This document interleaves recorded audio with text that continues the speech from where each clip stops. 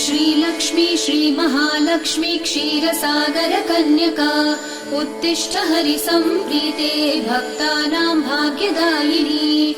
श्रीलक्ष्मी श्रीमहालक्ष्मी क्षीरसागर कन्यका उत्तिष्ठ हरिसम्प्रीते भक्तानां भाग्यदायिनी।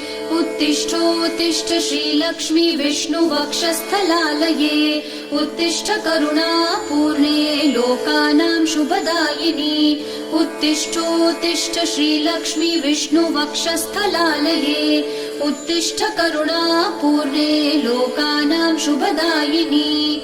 श्रीपद्ममध्यवसिते वरपद्मनेत्रे श्रीपद्महस्तचिरपूजित पद्मपादे श्रीपद्मजात जननी शुभपद्मवक्त्रे श्रीलक्ष्मी भक्तवरदे तव सुप्रभातम्।